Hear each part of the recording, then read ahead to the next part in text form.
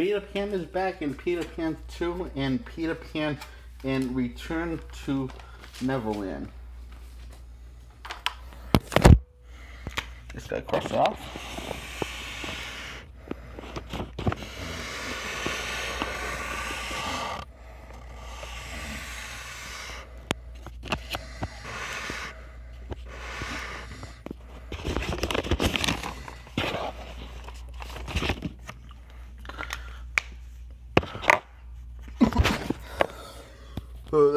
That ink rinks ink.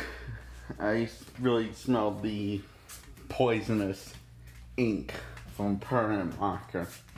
Got whiff that. That woke me up. So the movie's about in this one of the World War times. Is it World War I or World War II? There's a war going on.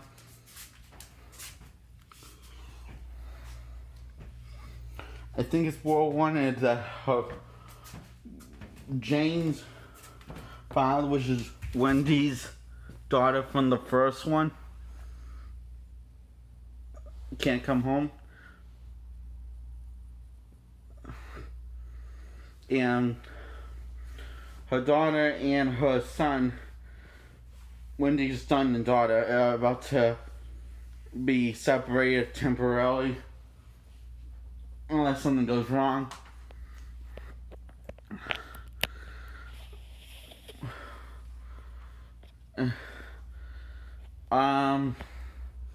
Jane tells the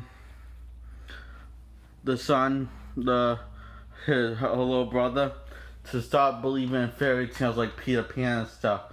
Wake up and says, wake up, and tell him, wake up, there's a war going on. Peter Pan and Captain Hook and the Lost Boys aren't real. And he says, you're lying.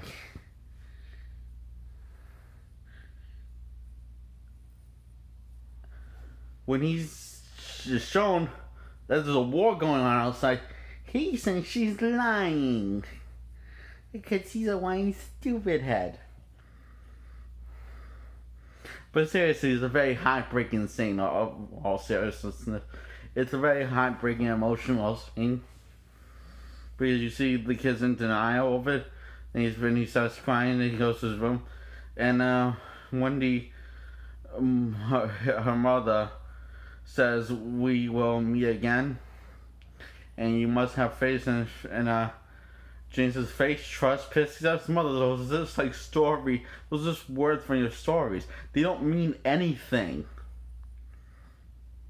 And she tells Jane she's not as grown up as she thinks she is. Because she still has a lot to learn.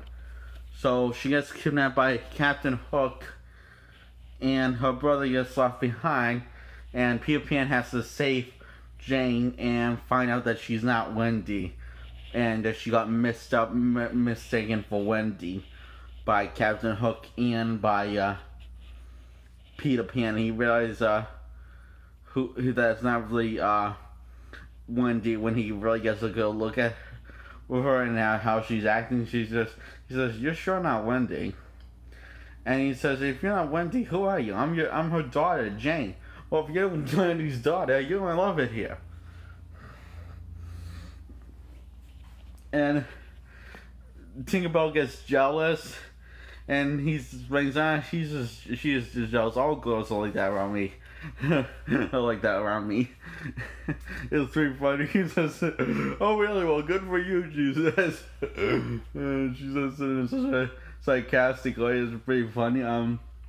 So he brings her to the Lost Boys, and she says she eventually this has enough with her, like with kids being kids and doing kids stuff and having fun. He says, "I don't believe in any of this, and I don't believe in fairies." And she says that to Tinkerbell's really, and they're like the Lost Boys and Peter are like shocked, like. And Tink Slice going out because Tink, and the reason why I say Tink Slice going out, she's after one of the Lost Boys decides to be doctor on her, he finds this kind of bad, and Peter can speak to Tinkerbell and says, and Tinkerbell tells her that her light's going out, and if they don't get Jane to believe in fairies, she's going to die.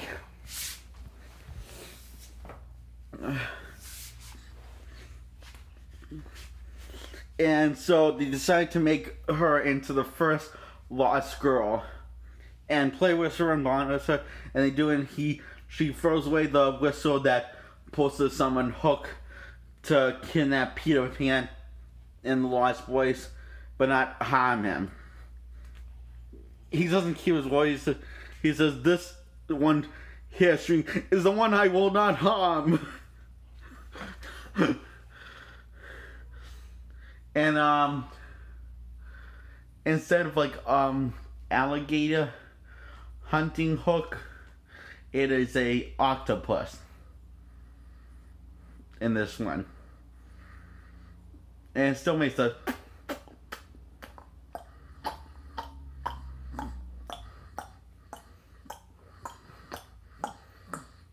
sound whenever it's coming. And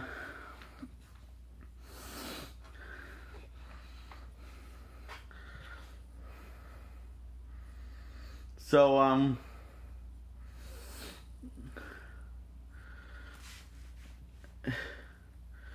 Peter gives Jane the bad news that Tink's light is Tinks is going to die because she doesn't believe in fairy because it's all her fault. And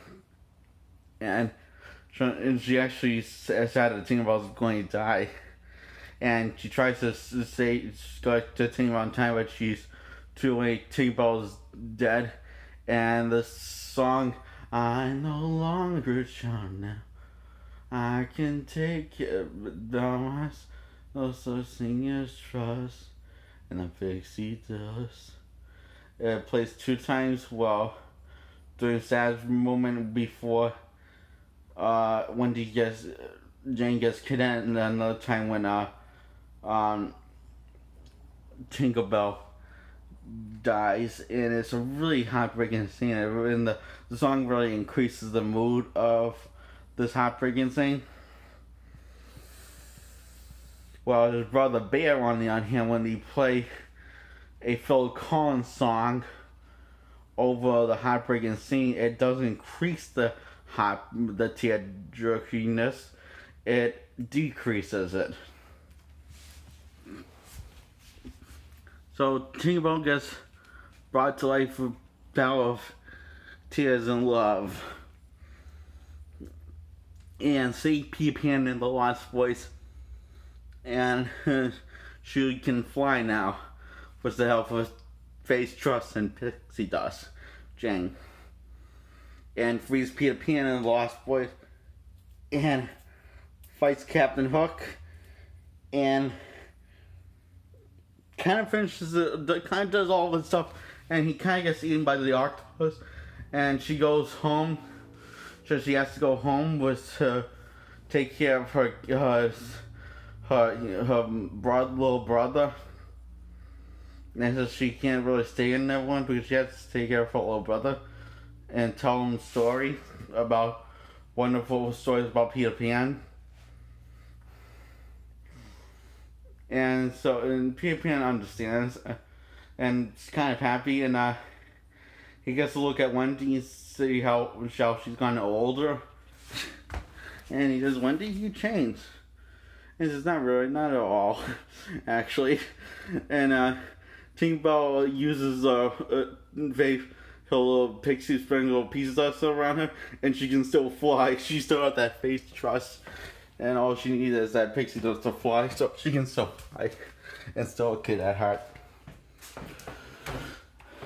So this made Peter very happy, and he took off feeling happy and wonderful while Jane's telling stories about Peter Pan and the Lost Boys and Captain Hook and the First Lost Girl to her little brother, while what's going on. And meanwhile, coincidentally, her father comes on, and they don't get separated. So I personally like this more than the first one. A lot. It just has. Besides, it has. The comedy is funnier, but it's not as often. But the emotions are more stronger, and the story is a little better and focus more on character development than this, showing cool, flashy, cool animation. This is showing cool animation, which I like the first one a lot, a real lot. But I feel like it was like, as sometimes, not most times, but sometimes was more focused on the telling good story with characters, rather than more focused on showing you really cool animation, which is kind of a bit of a crutch that a film doesn't really need.